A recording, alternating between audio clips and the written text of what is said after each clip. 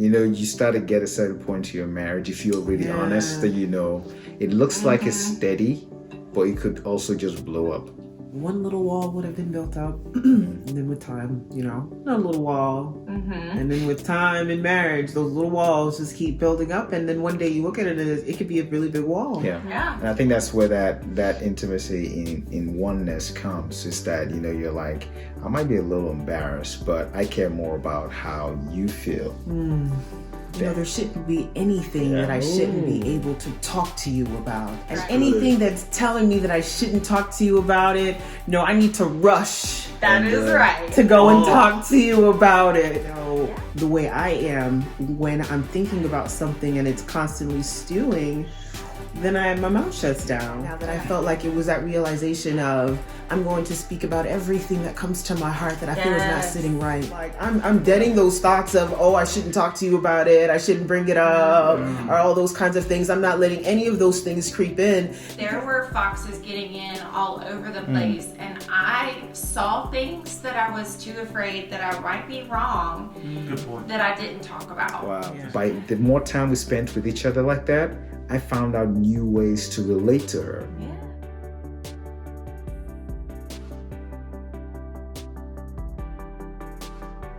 Hey, I'm Travis. And I'm Adele. And we are The Noble Marriage. We hope that through our channel, you will be inspired and motivated so that your marriage will be all that God created it to be. Hey, and welcome back. We are in the middle of an interview series with our dear friends, Priya and Ngozi Orubo. And every time we have conversation with them, it's amazing. So let's go ahead and listen in to what they have to say today.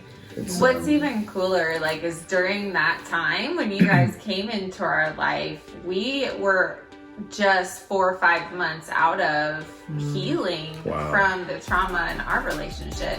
But God was working so much in our lives that we were being transformed big time during that time when you guys came along. And so just to see how the two journeys came together. What is our steps? Yeah. I know, it's just so beautiful. And we're in the marriage ministry. And let's back up a little bit further. Yep. You guys were our very first couple. Test subjects. Oh, a lot of pressure. A lot of pressure there. Right? Well, no, what you say? It is what it is. I want to get at is Yeah. we were not in the marriage ministry. Yeah. Oh, wow. We were entrepreneurs Wow. who had a marriage that didn't work. That is crazy. And We needed Wow. Well, and we had just found a new way of marriage that we were everybody needs this. Everybody needs it. Yep. And so we That's just amazing. started really looking for other couples to be friends Yeah, with, sure. to share this journey of marriage. Oh, we're and- lucky. Authentic conversation. We were lucky. Yeah. Yeah. And what was scary is that we were looking at that period. You start to get a certain point to your marriage, if you're really honest, that it looks like it's steady, but it could also just blow up. Right? And then you start finding something is there a different layer? And funny enough, that journey coincided with what you're talking about. Yeah, you used that. Because we were searching, and I think God opened you guys up to us, and then it was just a marriage. Yep. Because we were at the bit of everything you guys were saying, and we were just applying it because we were like, okay, we've tried everything else, right? Yeah, we've been there. Yeah. Wow. And things just still were not working. It was working okay. Right. You could get through life, the rest of life, the way you were. Right.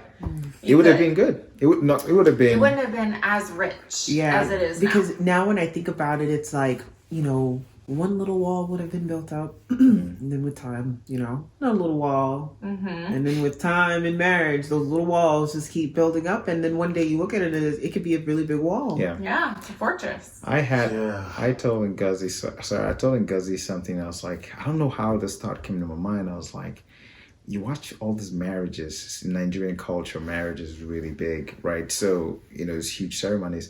So, but you watch all these marriages, and something that we found prevalent is that our age group are getting a lot of divorces. Yeah. It's no longer this thing that your auntie and uncles or whatever had, No. right? It's very prevalent in our age group. Our now. generation, yeah. And I say, how do people go from being madly in love with each other to not wanting to be in the same presence with each other? Yeah.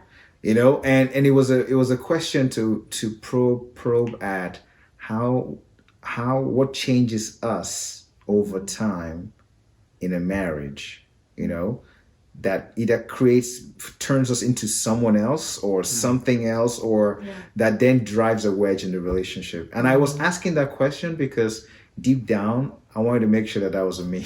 Yeah. Yeah. What we have found is it's just small, little. You don't see it coming. You don't see it coming. And you just drift just a little bit, and then just a little bit, and then you're miles apart, and you have no idea how you got there. Yeah. But it doesn't start with that. It starts with being on our phones when we're around each other and not spending time together. Oh. And then choosing other people over my spouse and other activities. And I think when Paul is talking about in the Bible how Satan has a plan for us, he is scheming against us. I think that's the scheming, is it wouldn't make sense for Satan to come and do something major to take you out. Yep. Right? It's sneaky. It's sneaky. It's a plan that's designed to gradually, he has time. Yep. Yeah. Yeah. Gradually take your love off of each other and separate you, and you will be ineffective. Yeah. Right. Like, how can you be effective for another marriage if you don't have an effective marriage? Yeah. Right. Yeah. And when you do, like when you, like right now, you guys are on fire for Christ, and Amen. What's powerful about that is other couples can see that and they're like, hey, what do you have? Tell me the secret to your marriage, because I want to be happy. Yeah. And that is the power you have, is you're like, let me tell you. I think there's so much of people portraying that everything is great. Oh yeah. That was us. We were the ones that were like, let everybody else know it's great, and behind closed doors it's just meh. Yeah. And how I pray we can sometimes, have the mindset of, don't really care what everybody else. Yep. Right. How are we? Yeah. Yeah. And I think that's where that intimacy in oneness comes, is that, you're like, I might be a little embarrassed, but I care more about how you feel than, you rank those emotions and like, So, yeah. I mean, you just think about how powerful the unity is. Yeah. And, as you were talking about, like, anything, it's the little things that come in between. And so when I think about that, I think it does take a lot of precedence and, what you really, really value. right. What you really, really value. It's funny because, I'm so grateful for the communication that we have now and really that openness, because even in that communication, we have so many thoughts in our head and so many things that come. And it's funny because whenever there's something that I'm thinking and it's one of those things like, man, I shouldn't tell you that, it's so funny, because I'm like, I always process the thought a little bit more, like, there shouldn't be anything that I shouldn't be able to talk to you about. And anything that's telling me that I shouldn't talk to you about it, I need to rush That is right. to go and talk to you about it. Yeah. That's good. That's good. I had a story. So she always said that. And honestly, and I'm being honest, it's crazy that in marriages we are not that way, that she can feel passionately about something like that and I don't connect with it. Yeah. But what I'm able to do is go, okay. So one day the Holy Spirit showed it to me, what it means to see that. And I remember there was this day we were back in Houston over the holidays.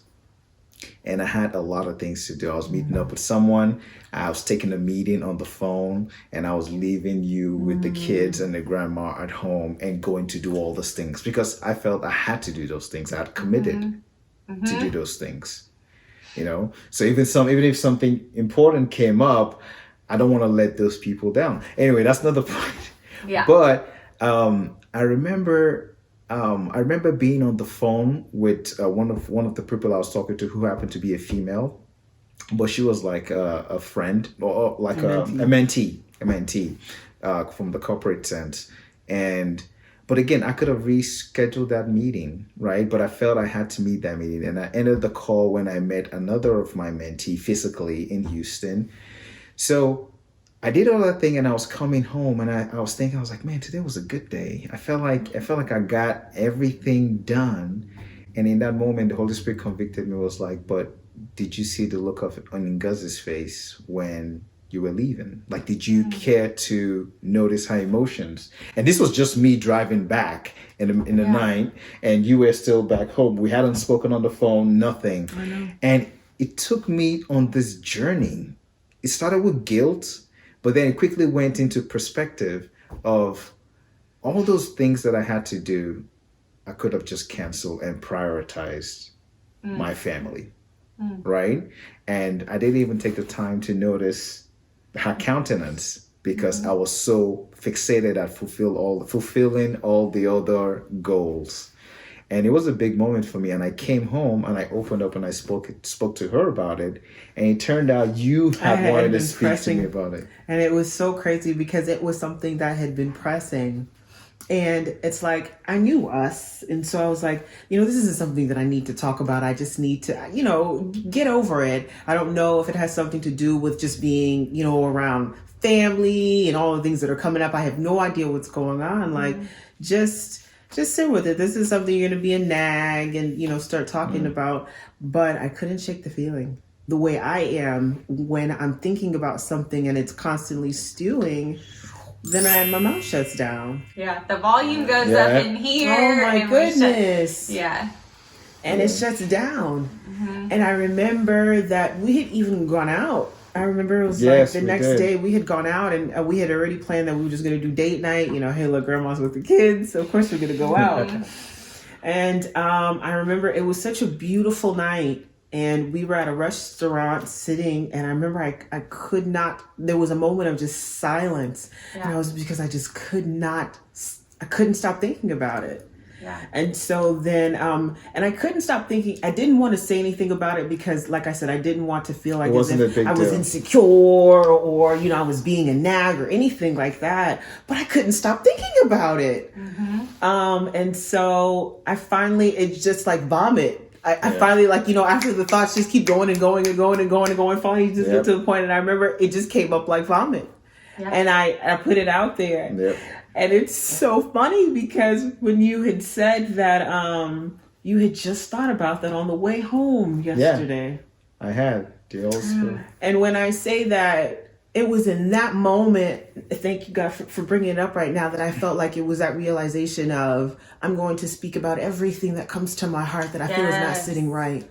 Because I remember I told you, I said, I didn't want to talk about it because I didn't want to feel, I didn't want to seem as if that, and I remember you were like, no, tell me, I want to know. And from that moment, I was like, I'm deading those thoughts of, I shouldn't talk to you about it, I shouldn't bring it up, or all those kinds of things. I'm not letting any of those things creep in, because it's funny, because right after we talked about that, my goodness, it was an amazing night. It was a great night. But it would have ruined the night. It was such a dull night. Because what could have happened is she would have been quieter. And I'm super perspective, right? I'm very observant. So I'll spend the whole evening trying to observe every change in mannerism, behaviors. And then I'm locked up here.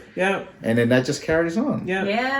And just being able to have that vulnerability, just put it out, and I was like, thank you. You just spared me the duty of being observant. You just feel lighter. That's right. So what do you guys think keeps you or us from sharing?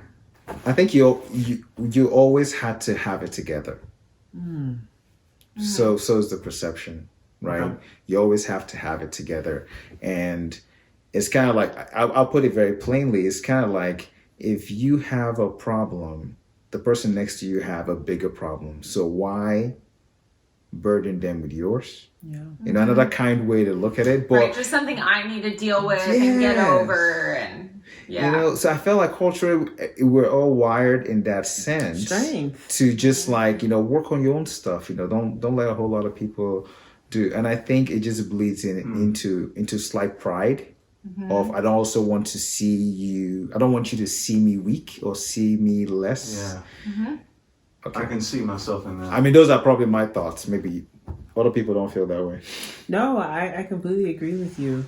Strength, you know, and that's something that culturally you show.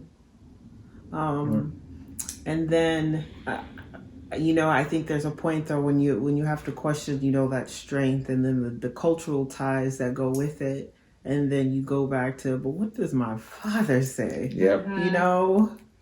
And for me, it's like, what if I'm wrong? Like, what if what I have going on for me, I am completely and totally off base and I sound like I'm the one that's crazy. Join the club. Yeah. So, like, I love what you guys said, because we actually just did a video about the little foxes. You know, in Song of Solomon, he talks about the little foxes that get into the vineyard and they eat everything. Havoc. Yeah, they destroy it. And little foxes are those little things that have potential harm to the marriage. And cutting those off like quickly is the way to safeguard your marriage. And so having those conversations. Yeah. And I say that from a marriage where there were foxes getting in all over the place. And I saw things that I was too afraid that I might be wrong. Good point. That I didn't talk about. Wow. Yeah. That's a good point. And where we ended up. And so I just want to acknowledge the two of you for how, like, having those conversations, they're tough. Yeah. They're tough conversations to have no matter where you're at in your marriage. But look at how much more intimacy you have because you had that conversation. Yep. And then you got to see how the Holy Spirit was working in both of you separately on your own. And how beautiful that is, you know? So just way to go, you guys. That's so awesome. Right now, you guys are so on power. Yeah. I mean, you were on, is that right? On fire. On fire. Amen. There you go. A bunch of people what's that word? Portraying. Yeah. Thanks for joining us today, and we'll see you in the next conversation. Bye. Hey, you're not finished yet. We're here to make a difference in your marriage and inspire other marriages as well. So if you found value in this video, please hit that like button and also leave us a comment to let us know what value you got from it. This helps us create more videos that you enjoy. We would love for you to join our community of awesome, like-minded people. Go ahead and hit subscribe and you'll receive videos that will impact your life and inspire you to be your best self. And please share this channel with your friends and family so their lives can be enriched as well.